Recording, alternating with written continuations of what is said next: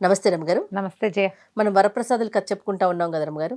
ఇవి సిరీస్ వస్తానే ఉంటాయి కదా, ఒకదాని తర్వాత కొన్ని కథలు వస్తాయి, ఇంకొక 5-6 వస్తాయి. కానీ వసంతుడికి మెడ తెగిపోయి పడిపోయి ఉంటే కళావతిని ముసలిది తీసుకుపోయింది, రాజ్యానికి తీసుకుపోయింది. వాళ్ళ రాజుకి అప్పచెప్పేసింది. అప్పచెప్పిన తర్వాత ఇక ఆ కథ అక్కడ కాపి తర్వాత కథ చూద్దాం. రాముడు రెండో వాడు, వీడు ఉత్తర దిక్కుకి ప్రయాణం చేసుకుంటూ పోయాడు. ఆ చెట్టు ఎక్కి వెళ్ళాడు ఎక్కడికో. వెళ్ళగా ఒక ఖాళీ ప్రదేశం, పెద్ద కొండ. ఆ కొండకి ఎక్కి చూద్దాం అనుకున్నాడు. ఈ కొండ ఎక్కిన తర్వాత కొంచెం ఏదో కిందకి దిగినట్టుంది, దిక్కు దివాణం ఏమీ తెలియలే. అక్కడ ఒక గుహ ఉంది, గుహలోకి వెళ్ళాడు. వెళ్ళిన తర్వాత ఈ కొండ ఎక్కాక వెనక్కి తిరిగి చూస్తుండే. మామూలుగా కొండ ఎక్కితే దూరం నుంచి చూస్తే మనకి ఇట్లా కనపడుతుందా, మనం పైకి ఎక్కాక కిందది మనకు అట్లా కనపడదు. మనం ఎక్కుడు దాంట్లో ఏ దిక్కుకు తిరిగి ఎక్కేస్తున్నామో తెలీదు, పైకి ఎక్కాలన్న ధోరణే ఉంటుంది. చాలా ప్లానింగ్ కావాలి. ఇతనికి ఆ కొండ లోపల దిగాడు. అక్కడ ఒక గుహ ఉంది, ఆ గుహ లోపలికి వెళ్ళాడు. వెళ్తే అక్కడ కడు వృద్ధుడుగా ఉన్న ఒక ఆయన తపస్సు చేసుకుంటాడు. ఏం చేయాలి ఆయన టక్కిన కళ్ళు తెచ్చాడు. ఎవర్రా నాయన ఇక్కడికి వచ్చావు అన్నాడు. అనేసరికి దండాలు పెట్టి, నేను ఫలానా రాజకుమారుడు రాజుగారి బంత్రుకుమారుడిని, ఇలా మర్రిమాని ఎక్కి వచ్చాం. నేను కొండ కనపడితే ఇదేమిటో చూద్దామని ఎక్కాను, ఎటు వెళ్తున్నాను అగమ్య గోచరంగా అయిపోయింది స్వామి, ఇగో ఇక్కడికి చేరాను అనేసరికల్లా ఆయన అన్నాడు, నువ్వు అదృష్టవంతుడివి, 12 ఏళ్ళ నుంచి తపస్సులో ఉన్నాను నేను, ఇవాళే కళ్ళు తెచ్చా. 12 ఏళ్ళకు ఒక్కరోజు కళ్ళు తెరుస్తాట ఆయన. నేను కళ్ళు తెరవకపోతే అంటే 12 ఏళ్ళు ఈ గడవక ముందు నువ్వు వచ్చుంటే నా శాప ఫలితంగా చచ్చిపోయేవాడివి నువ్వు. నీ అదృష్టం బాగుండి నేను కళ్ళు తెరిచే రోజుకు వచ్చావు, నీకేం కావాలో చెప్పన్నాడు. ఈ కొండ మించి కిందకి దించండి స్వామి అన్నాడు. ఏం అడగాలి, మర్రి చెట్టు దగ్గర పంపించండి అంటే పోయేది. ముందు ఈ కొండెట్ట దిగాలో తెలియలే, ఆ టెన్షన్తో ఎటు వెళ్ళిపోతాను అని కొండ దించండి అనగానే తథాస్తు అన్నాడు ఆయన. ఢామని కొండ మించి కిందకు వచ్చేసాడు. ఆ గుహలో నుంచి కూడా బయటకు వచ్చి కొండ మించి కిందకు వచ్చేసాడు. వచ్చేసరికల్లా ఏముంది, అంతా అడవి, బిక్కామయంగా ఎవ్వరూ లేరు. ఇక ఏం చేస్తాడు, నడువో నడిచి ఏవో చెట్లు కనపడితే ఓ చెట్టు కింద పడుకున్నాడు.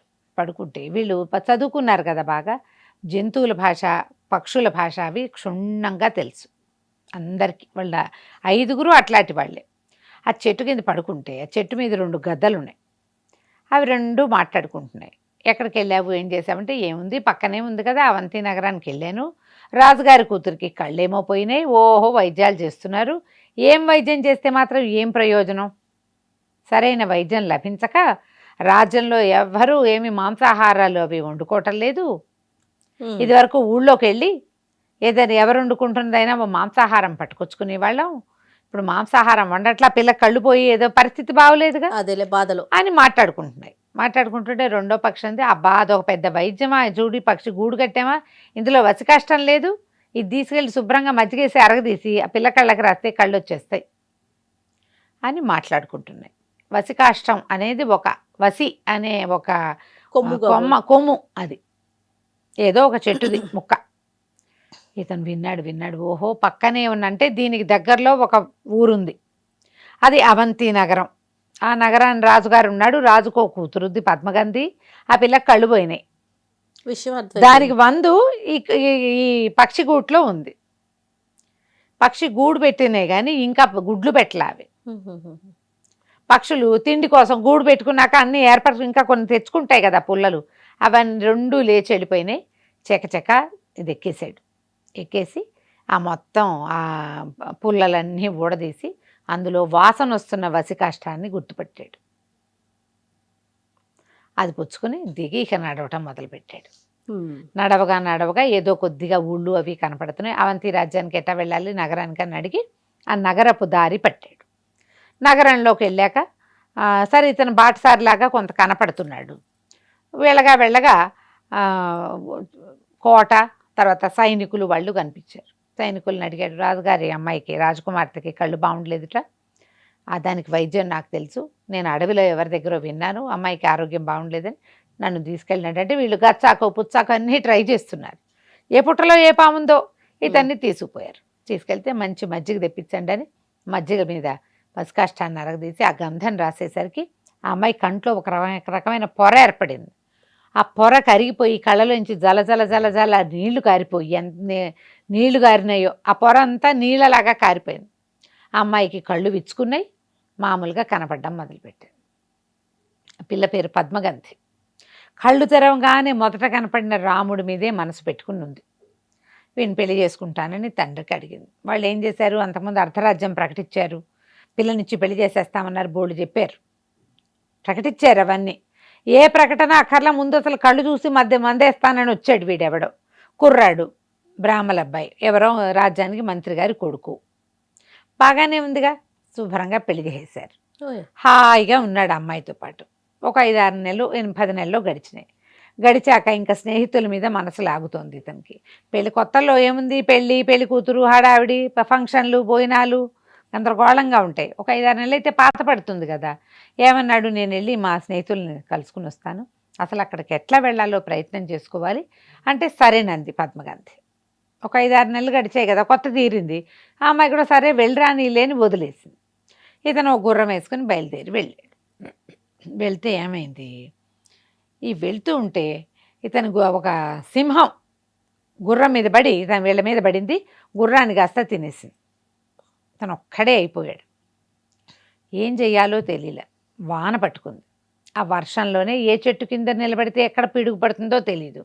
చెట్ల కింద నిలబడకుండా నడుస్తూ ఉన్నాడు. నడుస్తూ ఉంటే పెద్దగా మెరుపు మెరిసి దూరంగా ఒక దేవళం, పాతబడిన దేవాలయం ఉన్నట్టు కనపడింది. ఏమిటో గుడి కనపడుతోందని గుడి వైపుకు వెళ్ళాడు.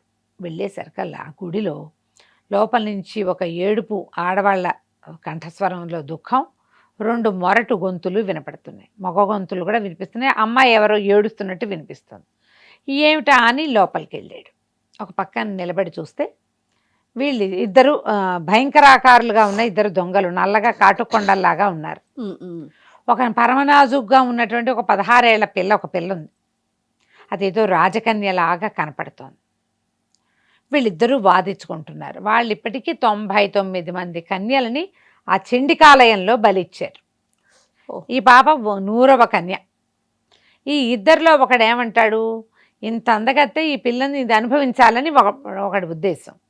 రెండో వాడు దానికి ఒప్పుకోవటల్లా. మళ్ళీ ఇంకో పిల్లని తేవాలి కదా, మనం కష్టపడి తెచ్చాం, ఇప్పటికి ఇంతమందిని తెచ్చాం, ఈ 100వ పిల్లని బలిస్తే నిధి దొరుకుతుంది. ఆ నిధితో ఎంతమంది పిల్లలు కావాలంటే అంతమందిని కొనుక్కోవచ్చు. ఇప్పుడు చేతికి చిక్కి బలికి సిద్ధంగా ఉన్న అమ్మాయిని ఏమైనా చేయకూడదు. ఆ బలికి తెచ్చే పిల్లలకి గోరు లేచి నెత్తురు కూడా రాకూడదు, జాగ్రత్తగా తేవాలి. ఎంత కష్టపడి తెస్తే మరి ఈ పని ఏదో అనవసరమైన వ్యసనపరత్వానికి లోనయ్యి తొందరపాటికి లోనైతే చండికకి బలి ఆగిపోతుంది. ఈ మాట్లాడుకుంటున్నారు. చివరికి వాళ్ళిద్దరు నానా రకాలుగాను వాదించుకుని తెల్లవారగానే పిల్లని బలి ఇవ్వడానికి ఫిక్స్ అయ్యారు. పడుకుని నిద్రపోయారు. ఈ పిల్లని కాళ్ళు చేతులు మూతి కట్టేసి ఓ పక్కన పడేశారు. దానంతట అది లేచి వెళ్ళలేదు. రాత్రికి రాత్రి, అర్ధరాత్రి, వర్షము, చండికాలయము, నట్టడవి, పిట్ట పురుగు పిచ్చిక ఏమీ లేవు చుట్టుపక్కల. ఏం ధైర్యం చేస్తుంది, కాళ్ళు చేతులు కట్టేసి ఓ మూల కూర్చోబెట్టారు. ఆ పిల్ల కూడా కునికి పాటలు పడుతోంది. ఇతను ఏం చేశాడు, జాగ్రత్తగా లోపలికి వెళ్ళి ముందు వాళ్ళ దగ్గరున్న ఖడ్గాలు అవి తీసేసుకున్నాడు. ఇద్దరు ఇవేవో బరిసెలు అవి దగ్గర పెట్టుకుని పడుకున్నారు. కామ్గా డొక్కలు దట్టికి పిడిబాకులు పెట్టుకుంటారుగా, అవి కూడా తీసేసాడు. తీసేసి నిదానంగా ఆ బాకుతోటి ఈ పిల్లకి కట్లు అవి ఓపెన్ చేసేసి బయటికి తీసుకొచ్చాడు. తీసుకొచ్చేసరికల్లా అమ్మాయి, ఎవరు మీరు ఏమిటి అని అడిగితే, ఈ పక్కన రాజ్యానికి రాజుగారి అల్లుడిని, నేను ఎవరినో కాదు, పద్మగంధి నీ భార్యకి పింతలి కూతుర్ని, తనకి కళ్ళు వచ్చిన అబ్బాయి కళ్ళు ఎవరి వల్ల వచ్చినాయో అతనికి ఇచ్చి వివాహం చేశారని తెలిసింది, నేను నీ మరదల్నే అని చెప్పాక ఈ అమ్మాయిని ఏమన్నా ఏం చేశాడు, వాళ్ళేమో మంచినీళ్ళు తిండి తెచ్చుకున్నారు.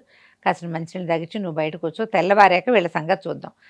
వీళ్ళని చంపేయచ్చు అంటే నిద్రపోతున్న వాళ్ళని చంపచ్చా, చంపలేదు. తెల్లవారాక వీళ్ళిద్దరు దొంగలిద్దరు నిద్ర లేచి చూసుకున్నారు. ఇతనేమో కత్తిడాలు పట్టుకుని వీళ్ళ మీద కురికాడు. చండికకి బలి ఇవ్వడానికి తీసుకొచ్చిన రాచపడుచు మీద అఘాయిత్యం చేయాలనుకున్నారు. శక్తి సేవకుండి నేను మీ అంతు చూడడానికి వచ్చాను. మానేశారు, కానీ ముందు ఆలోచన ఏమొచ్చింది, ఇదే ఆలోచన. వాళ్ళిద్దరు గీవురు గావురమని నడిచారు. మొత్తానికి యుద్ధంలో ఈ రాముడు చెరుకో కత్తిపోటు ప్రసాదించి వాళ్ళిద్దరిని సంహరించాడు. ఈ పిల్ల ఇతను మిగిలారు. బయటకు వచ్చారు గుళ్ళోంచి. ఆ శక్తి దేవాలయం నుంచి శవాలను తీసి బయట పారేశాడు. దేవాలయం శుభ్రం చేసి కాస్త అమ్మవారికి ఒక దండం పెట్టుకుని బయటకు వచ్చారు. ఆ అమ్మాయి ఏమంది, ఇప్పుడు నన్ను కాపాడేవు నువ్వు, మానము ప్రాణము రెండు నీ వల్లే కాపాడబడ్డాయి, నువ్వే నా భర్తవి అని అక్కడ చండికాలయంలో ఉన్న ఒక పువ్వుల మాల తీసి ఇతని మెడలో వేసింది. మన ఇద్దరం భార్యాభర్తలుగా ఉందాం, నీ మరదలే కాబట్టి నాకు వివాహం చేసుకున్నా ఏమీ తప్పులేదు, రాజులకు ఒక 3-4 వివాహాలు ఉండొచ్చు కదా ఆ రోజుల్లో, సరే ఇద్దరం కలిసి ప్రయాణం చేద్దామని బయలుదేరారు. హాయిగా ఆడుతూ పాడుతూ అడవిలో పళ్ళు కాయలు కోసుకుంటూ అక్కడ ఎక్కడ కావాలంటే అక్కడ పడుకుంటూ నడవడం మొదలుపెట్టారు. ఇప్పుడు వీళ్ళు ఎక్కడికి వెళ్ళాలి, మర్రి చెట్టు దగ్గరికి వెళ్ళాలి. అది ఎక్కడుందో తెలియదు. వెళ్తున్నారు. వెళ్తుంటే ఏమైంది, ఒక ఆటవిక పల్లె ఒకటి కనపడింది. ఆ ఆటవిక ఈ పల్లెలోంచి ఒక కుర్రాడు, ఒక అతను, ఒక మరీ కుర్రాడు కాదు, నడివయస్కుడు కాదు, వీళ్ళకంటే కొద్దిగా పెద్దవాడు, అతను ఏవో పట్టుతేనా అవి పట్టుకుని వెళ్తున్నాడు. వీళ్ళు అడిగారు, మాకు ఇక్కడ ఆహారం దొరుకుతుందా, ఈ 2 రోజులు ఆశ్రయం దొరుకుతుందంటే, రండి రండి నేను ఆశ్రయం ఇప్పిస్తానని తీసుకుపోయాడు. ఇది తీసుకెళ్ళి ఈ కనకవల్లి అనుకుందాం, పిల్ల పేరు కనకవల్లి అని పెడదాం. ఈ కనకవల్లి అద్భుతమైన సౌందర్యవతి, 16-17 ఏళ్ల పిల్ల. ఈ భిల్లుడికి ఈ అమ్మాయి మీద దృష్టి పడింది. ఈ పిల్లని సొంతం చేసుకోవాలి ఎలాగైనా. వీళ్ళకి ఏం చేశాడు, ఒక గుడిసె చూపించాడు. హాయిగా ఈ గుడిసెలో విశ్రాంతి తీసుకోండి, రేపు మీరు చెప్పిన మర్రి చెట్టు వైపుకి నేను తీసుకెళ్తాను మిమ్మల్ని అని డైరెక్షన్ చేశాడు. తెల్లవారుజామున వచ్చి కనకవల్లిని నిద్రలేపాడు. నిద్రలేపేసరికి మా ఆయనేటి, నా భర్త ఏడని, ఇదిగో అని చూపించాడు. అక్కడ ఒక కుక్క ఉంది. ఏమన్నాడు, నాకు దగ్గర మంత్రపక్షింతలు ఉన్నాయి, అవి చల్లితే కుక్క అయిపోతారు, నీ భర్తను కుక్కని చేశా, నన్ను పెళ్లి చేసుకొని నువ్వు నాకు నచ్చావు. ఏం చేయాలో తెలియలేదు. ఈ కుక్కని మామూలు మనిషి ఎట్టా చేయాలి, వీడి నుంచి ఎట్టా తప్పించుకోవాలి. మన ఊరు అక్కడెక్కడో, వాళ్ళేమో నన్ను ఎక్కడి నుంచో ఎత్తుకొచ్చారు. బావదేమో ఏం భర్త అయిన బావదేమో అది ఇంకేదో ఊరు, అతను వెళ్ళాల్సిందేమో మర్రి చెట్టు. 3 ట్రయాంగిల్ తాలూకు 3 కొసల్లోనూ 3 ఉంటే నేను మధ్యలో ఉన్నా, ఇప్పుడు ఏం చేయను వీడితోటి. బాగా ఆలోచించుకుని ఏమంది, అలాగే ఏముంది, దారిపోయేవాడిని అతను పెళ్లి చేసుకున్నా, నిన్ను చేసుకోవడానికి నాకేమి అభ్యంతరం, అట్లాగే వెళ్ళే, కాకపోతే ఇప్పుడు ఆల్రెడీ నీకు పెళ్ళి అయింది కదా, మీ ఆవిడ ఊరుకుంటుందా అనేసరికి భిల్లుడు ఆలోచించాడు. అమ్మో మా ఆవిడ ఊరుకోదన్నాడు, మరి ఇక నేను పద మనం ఇంకో చోట కాపురం పెట్టుకుందాము అని చెప్పి, భర్తతో ఒక కత్తి ఉంది, అదే ఆ కత్తి పుచ్చుకుని కుక్కని చేత్తో పుచ్చుకుని పద వెళ్దామని చెప్పి వీణి పుచ్చుకుని బయలుదేరింది. ఇద్దరు కలిసి నడవడం మొదలుపెట్టారు. ఏదో ఒక పక్కకి మధ్యలో వాడితోటి కాస్త కొంచెం అంటుముట్టు సరసం ఆడబోయినా ఒప్పుకోవాలి. అబ్బెబ్బే మీరంటే భిల్లులు ఎట్టా పడితే అట్టా పెళ్లి చేసుకుంటారు, నేను రాజకన్యను కదా, దేవాలయంలో పెళ్లి చేసుకోవాలి, అయ్యవారు ఉండాలి, అప్పుడు కాపురం సరేనా అని ఒప్పించింది. వాడి అందంగా ఉన్న అమ్మాయి పిల్ల చెప్పే కబుర్లు దీని వయ్యారాలకి లొంగిపోయాడు ఆ భిల్లుడు. ముందుకెళ్తుంటే అడిగింది, మరి ఈ కుక్కని మనిషి ఎట్టా చేస్తామంటే, హేలాపురి అనే ఒక ఊర్లో ఒక సిద్ధుడు ఉన్నాడు, అతను మంత్రం వేసి ఈ కుక్కని మామూలుగా చేయగలడు, అతనిచ్చినవే అక్షతలు, ఎప్పుడో నేను తెచ్చుకున్నా, ఆ కుక్కని మనిషిని చేయటం నా వల్ల కాదు, నాకు రాదు, హేలాపూర్ వెళ్తేనే కుదురుతుంది, సిద్ధుడికే సాధ్యం అంతే. సరే ఈ అమ్మాయి ఏం చేసింది, అలాగేనని వీడితో పాటు బయలుదేరింది. నీతోటే ఉంటాను, ఊరికే మన కాపలాగా కుక్క ఉంటుందని కుక్కను పుచ్చుకొని బయలుదేరింది. ఏదో ఒక ఊరు చేరారు. ఊరు చేరితే ఈ హేలాపురి కథ అంతా ఆ ఊళ్ళో తెలుసుకుంది అమ్మాయి. రాత్రి ఒక సత్రంలో పడుకున్నారు. ఈ పెళ్ళి ఏం చేసింది, తెల్లవారుజామున సత్రంలో అందరూ మంచి నిద్రలో ఉండగా లేచి ఆ కత్తి తీసి ఆ పడుకునున్న భిల్లుణ్ణి 2 ముక్కల కింద నరికేసింది. నిశ్శబ్దంగా కుక్కను తీసుకుని బయటికి వెళ్ళిపోయింది.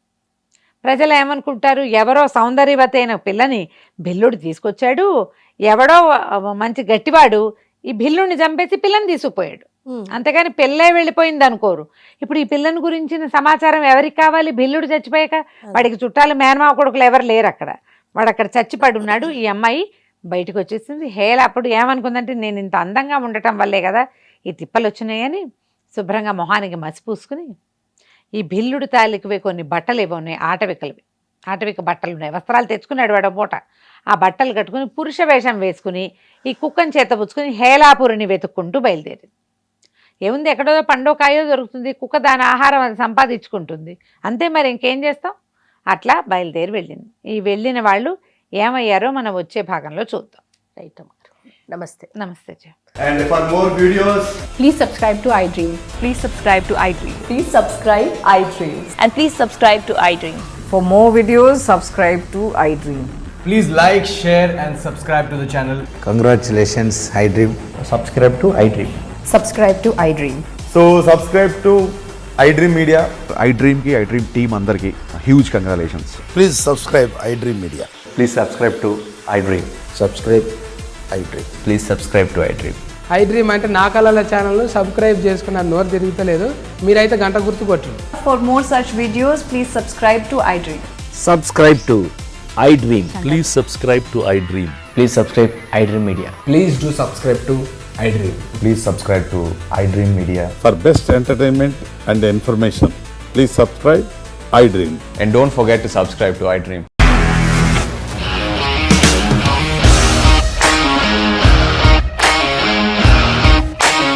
ఇండస్ట్రీలో కమిట్మెంట్ ఇష్యూస్ వస్తే నీకు కూడా వచ్చినట్టు మార్నింగ్ తీసుకెళ్ళాలంటే కొట్టి పడేసాడు.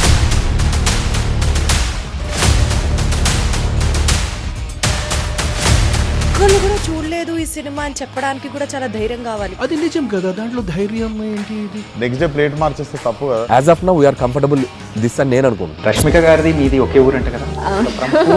నీకు కోపం వచ్చిందంటే బాగా తిట్టేత్తరా? తిట్టేద్దామండి.